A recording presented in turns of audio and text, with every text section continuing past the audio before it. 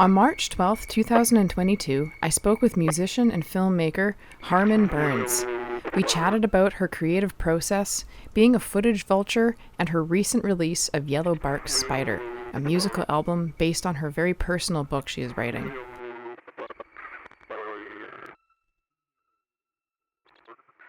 Well, hi, my name is Harman Burns. I am a sound artist and noisemaker, and I also make videos, and that's kind of my thing. I have known you as Plasticine Cowboy, as have a number of other CFUV DJs. But of course, Harman Burns is the creator and is, in a sense, also known as Plasticine Cowboy. Now, your music is evocative and elusive to me. I love that. And I find that parallels to your web presence. What would you like listeners to know about you and your art? During the pandemic, came out as trans, so I changed my name. I go by my middle name now. So I think that kind of makes it a little harder to Google me, maybe. This is kind of a new thing. And Plasticine Cowboy is a name that I chose kind of more recently to start releasing music under. And I didn't have any social media for a lot of years just because it just wasn't very healthy for me, and it didn't feel like a very productive space for me, I guess. But now it felt like, okay, I have a reason to kind of be a little bit more visible, and it's important to be visible too. And especially during kind of the isolation period we've all been in, it's nice to kind of have a little portal out into everyone else and be like, hey, I'm making stuff, check it out if you want. If you hate it, that's cool. I'm not convinced if it's merit either, so we'll figure it out together. In terms of what to know about me, I don't know. I grew up in a small town in Saskatchewan, and kind of always loved making noises and recording them. And I feel like an amateur at it, and I'm just kind of learning, and that's ends up kind of being more productive for me anyway, because then I don't have to judge so heavily what I'm doing. So I think there's some freedom in that, and I just like to record stuff, and recently started kind of being a little bit more intentional with how I release it, I guess, and kind of reaching out to radio stations and things like that. But I've been recording music and releasing it with my friends since I was a teenager, so yeah. Sweet. Now, excuse my ignorance, but are there some earlier projects that you'd like to make reference to, or would you like to leave that in the past and not go there? Yeah, I mean, a lot of garbage for sure, like everyone.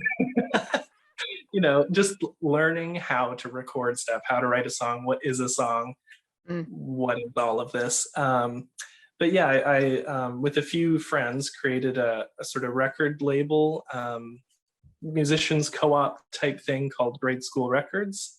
And we started that in 2013, right after we all kind of graduated high school. And we were all in a band together in high school. So we kind of created it as a project to keep kind of boosting each other's music. And since then, it's kind of grown a bit, and we're trying to kind of turn it into a nonprofit kind of co-op thing where every musician on it kind of gets a say in how it's operated. So that's still very much in development, but that's kind of the utopian dream, I guess. So we've been releasing music on there, I guess like 9 years now. That's crazy. But so I do have some stuff on, compilations, and I had a little album on there that kind of quietly scrubbed off because it was a little, adolescent in a way that maybe wasn't so charming, or maybe it was, but I don't know. That's part of the reason why I chose the name Plasticine Cowboy too, was to kind of have a new name to release stuff under a kind of new project, and have a kind of maybe conceptual armor to kind of not make it just my name on it. There's some kind of conceptual framework around it, which is pretty loose, but it's there nonetheless. Sweet. That's really cool. I love knowing about this co-op label thing that you've going on. I'm obviously going to be bugging you in the future about that, and we're going to need social media links. There's just no way around that. That's very cool. But I, of course, I won't pry on finding out about this adolescent album. I'll see if I can sleuth, but I'll try and avoid that, because there's only so much embarrassment anyone can handle in one day. It's not Not fair of me to do that.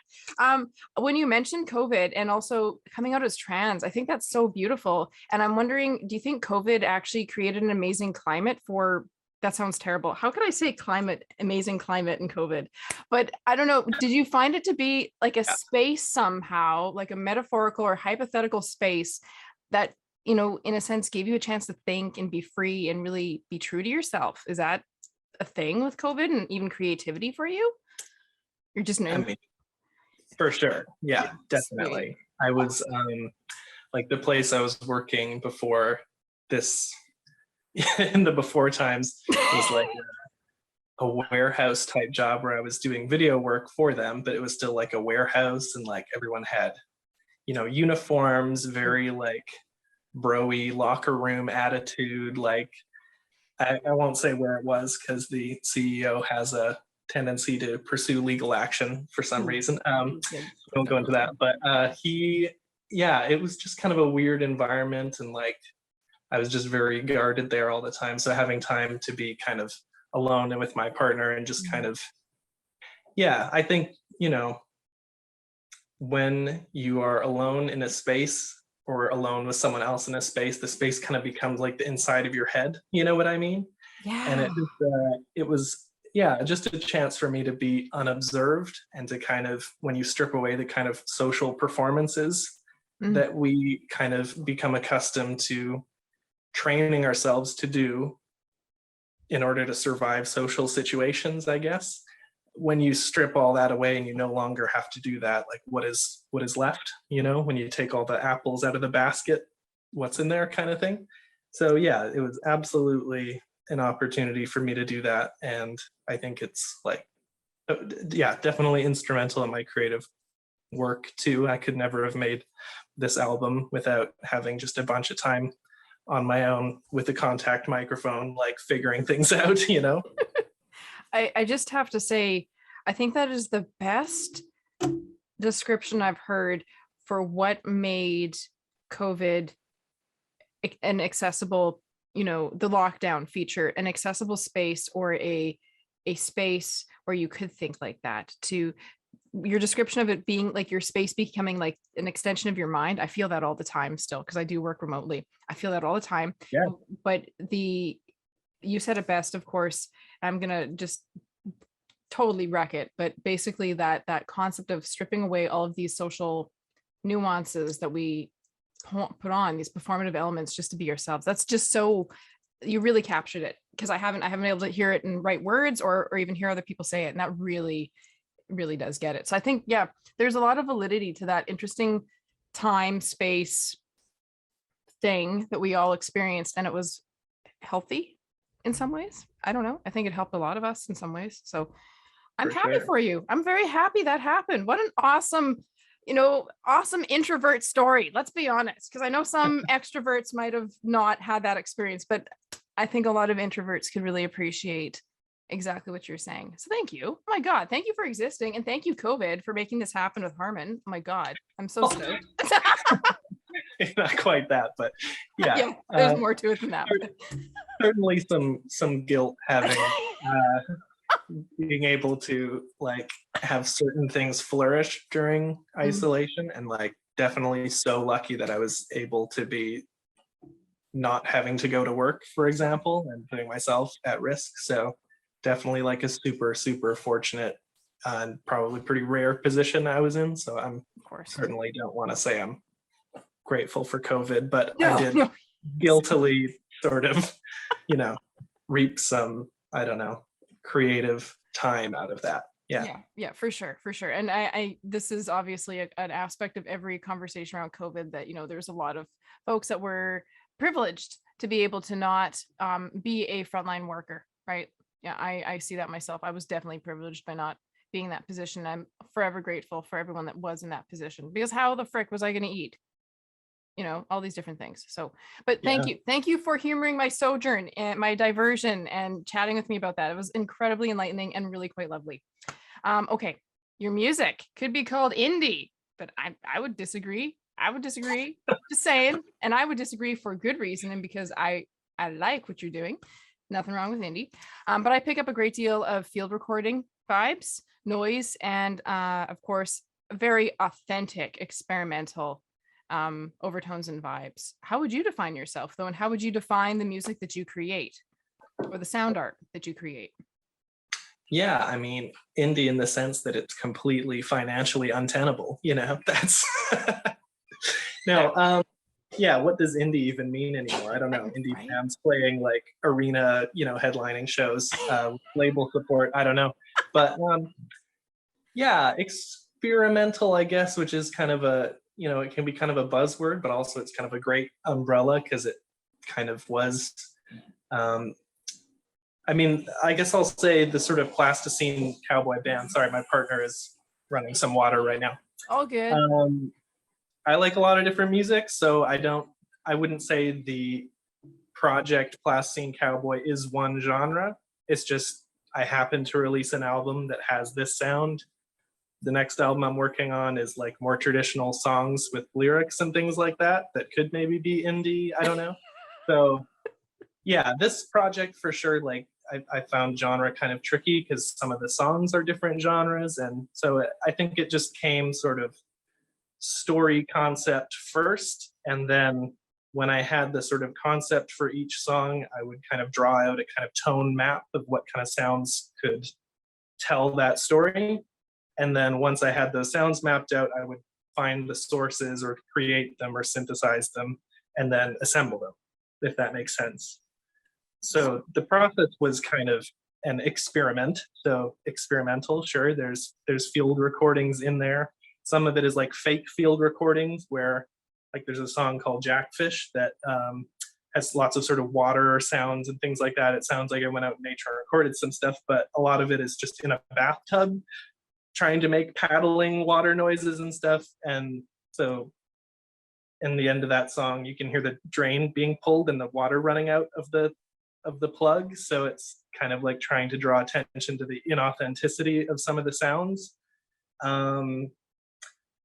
Yeah, so every song was kind of approached differently. Sometimes it was like, okay, I'm gonna try to learn how to do this. I know this song needs to be just like a big buildup.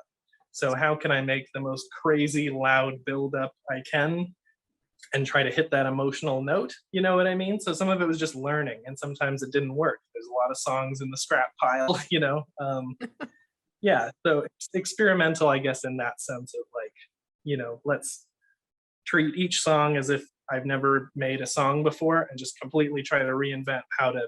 That sounds really pretentious. I don't know. That I was getting super inspired. I've been blah.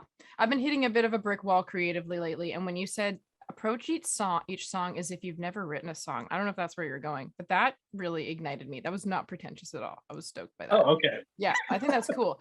But if you are feeling like I'm done answering this, I do have a question because your process really got me excited when you're saying how you started off obviously with the film structure, the story structure for Yellow Bark Spider. Excuse me if I've reversed words. I think I might be a bit dyslexic and I do that sometimes. But No, that's okay, it. Yellow Bark's Spider. I love that. That started off actually as a film concept, or was it more of like a hypothetical film, or was it an actual film that you had a storyboard that you had created and then created the sounds for it? Because I thought that was a cool concept. Explain. Mhm. Explain. Yeah, it's a novel that I'm working on. So not a film in that way, but yeah, sometimes I will. I like kind of different mediums. So sometimes I have an idea, and it's like, what medium does it belong in? What is kind of the best way to get this sort of abstract cluster of ideas? What's the best way to get it out? And sometimes it's multiple. And I mean, that's a great thing about film is it is sound and visuals and, you know, but yeah, it is a book that I've been working on. I was joking with my therapist that I will continue to work on it and it will just get longer and longer and longer until I die and then it's over. So one of those kind of. That sounds like a good book. Yeah, and the book is, sort of very, very loosely autobiographical with lots of fictional sort of genre elements thrown into it. So it was a great sort of jumping off point for songs, because you could just, I sort of laid out chapters of the book and sort of tried to figure out as I was reading it, okay, what sounds could sort of tell the story of this chapter, like you would with the soundtrack for a film. Um, yeah, so I kind of created I decided on 17 songs, and for each chapter, they're named the same. And I would just write down sort of, for trains, for example, obviously you want some train sounds. Then I try to think of some less obvious things and kind of, so a lot of the sounds on that song are a metal fan that I have that was bowed with a contact mic, things, just trying to, scraping metal and things like that. And some of it's a little bit less literal, more abstract. I feel like I'm rambling, but anyway. No, you're not. No, I'm So that loving was the it. idea. It's to try to translate from text to sound and figure out what is lost in that translation process, and also what maybe sound can do better. And then the album took on a life of its own, and kind of, like the album kind of ends on a quite a light note, kind of major key, soft kind of acoustic. The book does not end that way. It's quite dark. So, but the album needed that. It just sort of started taking on a life of its own. And that, I think, happens in the translation process sometimes. That's really cool. I love that fusion, this overlap of inspiration of your own art inspiring one thing, another medium from another. I think that's so cool. I have to pry, is the book, like, are you serious, the book is never going to happen, or can we potentially anticipate this, like, perhaps, let's say, like, first installment of the book with, like, maybe a follow-up, a sequel, right? Is that potentially on the table?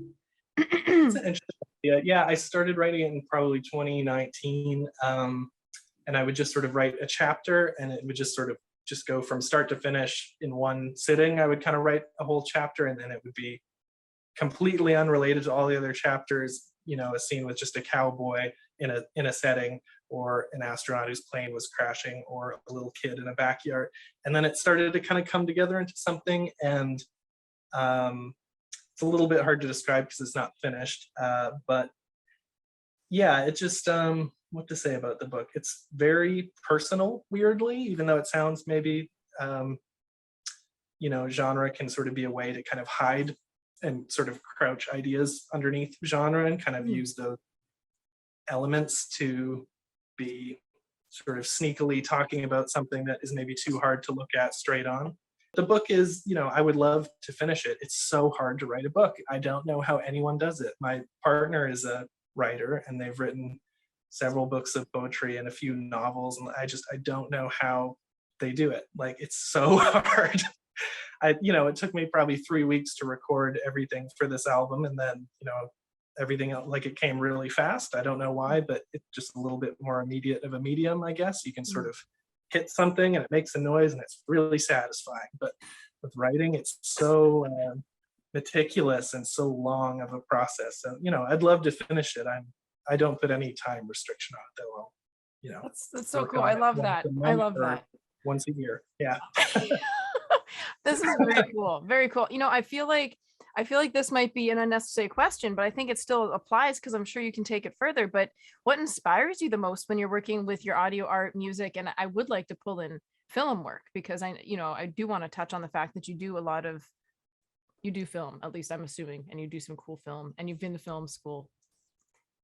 But yeah, if you want to talk about what inspires you most in those things, please, by all means. Yeah, I just, it just kind of changes. Sometimes I'll be really into pop music for a while, and then sometimes I'll be just kind of really into little scrapey, grindy tape things. You played a band on your show recently called Idler. Oh, yeah. Like really tape, just really, really, really wonderful. And like, you can kind of get lost in that for a while, but then, you kind of take the headphones off and you're like, where am I? What's going on? So different things for different settings. But I think generally I like to look at it as sometimes like permission rather than inspiration, where, there's an album by a band called Wolf Eyes that have this album called Slicer, I think. And it was the first song off that album. I listened to it and I was like, oh, you can just have a little sound and then negative space and a little scrape, and kind of slowly fill in an image with that, and it can still be emotionally resonant. And Mm. so you hear that and you go, okay, this can work. So I can get away with it. And so you kind of start grabbing these little things here and there. Um, yeah, so I don't know what's been inspiring me lately. I really like errors in recordings, things that sound wrong. Yeah. The band Shoo Shoo, I feel like, is great at that, where just, a sound will come in too loud too soon, and it kind of creates this feeling of like something is off, like the song is almost broken. Mm. Um, I feel like Phil Elverum's work with the microphones in Mount Erie, he'll have lots of little tape Mm. noise, something doesn't fade out, it just it Yeah. and I'm such a meticulously minded person that I tend to really pick at little things, and when I'm making stuff, it's sometimes overworked. And that's a lot of the time stuff I'm less happy with is when I spend months and months working on it and I sort of just, without realizing it, have slowly squeezed the life out of it and it becomes just kind of inert. Yeah. Because it should breathe and move and kind of, I don't know. So things like that. Sometimes it's more like permission. Like I hear something and it can be very emotional and wonderful and in some way kind of flawed, whatever that means. And that kind of permission can really help me be like, okay, it's not so serious. I can just kind of loosen that, let it out. Yeah. That is cool. I love that. Yeah, permission is a big part of inspiration. Totally. Ah, brilliant. I love it. And errors are so cool. Glitch art too is just really Yeah. gritty. Yeah, it Where is. the whole thing is built off an error. Yeah. Yeah, exactly. It's the idea we're celebrating the flaw that we're trying to constantly avoid. That is so cool. Love that. Love your mind. Love your way of thinking. This is so cool. Okay, let's talk about your film. Let's talk about your film art and let's talk about that side of it because come on, come on. Obviously you're a multi-talented individual, but we got to talk specifically about the film because I went and I snooped your YouTube and I just was like, oh my God. I'm stoked. Okay, so I understand that you're a filmmaker in addition to your music and audio art. However, I see that there is a seamless connection or parallel between the two. I see a lot of collage. I don't know, at least that's my impression. I pick up this collage feature, this combining, and even perhaps between the two mediums themselves. Do you want to talk a little bit about that and even your use of stock footage and animation, which I was pretty excited by? Yeah, sure. Yeah, first and foremost, I think I think visually normally. I think, some people, my friend Sean Davis Newton, for example, who's a great musician and he's producing an album that I'm working on. He's really great. But yeah, he tells me that he thinks in words typically. But yeah, so I don't know. I guess maybe there's different tendencies in that way. But I tend to think in images. So when I listen to music that I really like, it will tend to kind of give me images that I associate with it. So when I'm working on music videos, I can never really get that quite across, but that kind of failing to communicate it correctly is kind of what I am just trying to embrace. And like, yeah, sure, it's not going to be exactly a translation of what I kind of think of when I listen to a song, but that kind of failing in a direction is, I guess, maybe the goal. Yeah, I think, I love making movies and stuff. Generally takes a lot of people, and I'm a pretty hermetic person. So the social aspect, like I love, and you talked about Whiteface earlier. That was a great project to work on. Tons of talented people, and it was great to be around them and kind of creating with them. And I love that. But if I have an idea of something I want to get across, I want to kind of be able to make it with what I have available. So that's hence, animation. You can do that on your own. It takes a long time, but you can do it, and stock footage and things like that. I just kind of over the years I've learned to be kind of like a footage vulture. I think a lot of people are in the YouTube age. Just go digging and you find stuff, and there's some great websites that have like public domain archives and things like that. So you just kind of start building up a library of images and things you can kind of use. Because if I was going to make a music video, for example, a cover I did of a song called God Star by Psychic TV, I didn't want to film myself like against a wall in my house, like, singing. That just seemed lame. So I took a bunch of footage from like sort of anti-drug 60s videos, sort of from Brian Jones's times. The song is about Brian Jones, and just put my mouth onto their faces and, made them sing the song. And like, that was a way around that, I don't have people to make movies with here. Although I live in Vancouver, so you would think there would be people around. I just, I've been inside for 2 years. So you kind of just make with what you have. So that's partially why it's just kind of necessity. But it's, it's maybe also just kind of control as well, because I can take as long as I want to do it. I can be as finicky as I want and kind of be granular about it. And okay, so I do know that you have another album in the works, or at least maybe I'm assuming, because I do recall that coming up in a conversation. That is cool. And you already mentioned it already. Like, it might actually be indie. We don't know. It's got full out, like lyrics, but lots of songs have lyrics. Doesn't mean that they end up being indie in Portlandia style. I don't know if that's actually the definition, like Portlandia style indie. Let's not go there. That could be a totally different interview. Let's talk about that. Is it going to be from the same emotional place as Yellow Bark Spider? Is it a different thing? What's your sort of thing? What do you want to share, if anything? Like, I'm not trying to pigeonhole you on this. It's your piece of art and it's coming out. What's happening with it? Yeah, so some of the songs I have been working on since like 2018. It was, a longer album, and then things got cut and moved around. So it's been kind of slowly growing for like 4 years. Yeah, I brought on, basically it was going to be just sort of literal bedroom recordings of these kind of songs I'd been working on and writing. And then I brought my friend Sean Davis Newton on, who I've been friends with since high school. He's a really great musician and arranger, composer. He plays music in a band called Trace Italian in Edmonton. And he's a recording artist and things like that. So I kind of brought him on to be like, hey, help me out, like make these not be just demos. And he's like, okay, let's go. And that was in 2020. And now 2 years later, it's just kind of grown and grown,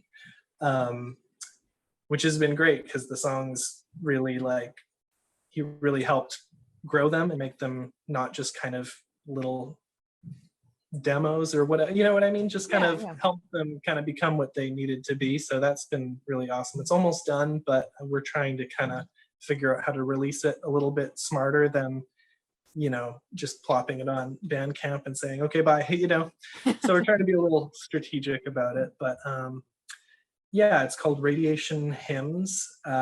It's sort of like folk songs that have been sort of irradiated, maybe. I don't know. Trying to kind of take sort of folk songs and put them through the blender. And yeah, they're all sort of stories and from different characters' perspectives. And some of them are my perspective and some of them aren't, which I like to kind of play with, because you can't really tell which is which. And yeah, they're just stories, I would say. Cool. And yeah, that's been a long time coming, but it'll hopefully be out this year, maybe midsummer, early fall. I'm not sure yet. It keeps getting pushed back. It was going to be like, okay, December 21, this is going to be it. February 2022, this is going to be it. So, but that's fine, because I want it to be done right. And I think there's a tendency to kind of rush out things because you want them out. But yeah, trying to be a little bit more strategic this time with the release. Cool. This is exciting. Well, I look forward to it. And hey, you got to take the time you need to, especially if you're trying to do this strategically, right? There's a plan here. There's a process. Can't just, it's done, right? Cool. I'm looking forward to that. I will definitely be playing that on the show, obviously. It's definitely going to be happening. Okay. So we're at that point. Final thoughts. Anything you want to share that I just haven't hit on that I would love to just give you the space to do and share and go there? Always an awkward question. It's like that one at the end when the interviewer's like, do you have any questions for us? No, I don't. I don't know what to say. I'm stressed out here. Why are you asking me this? But, how have you been? How's been the show? What's it been like? It's been good. It's been busy. We're having Fun Drive. Holy crow. I know. I've seen that. Yeah, it's great. Right? I'm going to get a shirt. Oh, yay. CFUV, baby. Whoop, whoop, we have lots of really cool merch happening. So that's what's been going on for me. The show has been good. It's been busy. And I'm hoping to actually have somebody that's a bit more informed than myself to come on and talk a bit about the Ukraine, ordeal, right? Ordeal is such a terrible way of saying it. The war that's in progress in the Ukraine, the genocide in the Ukraine. Like there's so many proper words besides ordeal. You know what I mean? And I just don't feel like I can give it the right words. So that's what's been going on for me. Thank you for asking. Nobody ever asks. Well, I love the show. I'm a big fan. I was, when I moved here, I was kind of like, okay, let's try to figure out what's going on. And weirdly, I ended up finding just a bunch of stuff in Victoria. The Wonderment Festival was going on right around the time when I first moved here, like a year and a half ago. Right on. And yeah, there was just looked like so many great acts. Some people I'd known from Edmonton, like Matthew Cardinal was playing there, I think. And yeah, just tons of great things were happening in Victoria, it seemed like. And yeah, CFUV is just a really cool station, and I appreciate all the support you guys have been given. Oh, thank you, Harman. We really appreciate that. Yeah, it's hard because we've got our big sister CITR in Vancouver with the Nardwar, so it's hard. They're our big sister. We're the little sister, so that means a lot. Thank you. You're always welcome on here. If you come to Victoria, you can always play on CFUV. You're welcome to. Oh, that'd be cool. Yes.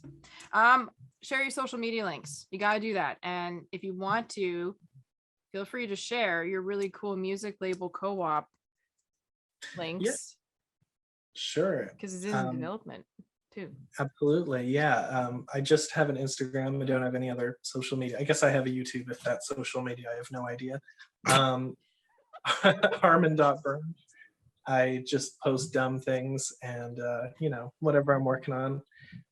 Grade School Records has an Instagram. We used to have a website, but we got rid of that. Now it's just a Bandcamp page, so it's a little bit more concise. So check out Grade School Records, and we're tons of projects coming up with Grade School. Lots of big stuff coming, lots of albums coming out this year, which has been great to see. So sweet. Yeah. Amazing. Oh my gosh, this has been fantastic. Thank you so much for chatting with me. This has been rad. Thank you so much for listening. It's been fun. So good. So good. Thank you for chatting with me, Harman, and sharing your brilliant insights on creative isolation, as well as instilling a deeper appreciation in the beauty of the flawed aspects of life and art. I look forward to your next album and the eventual publication of your book.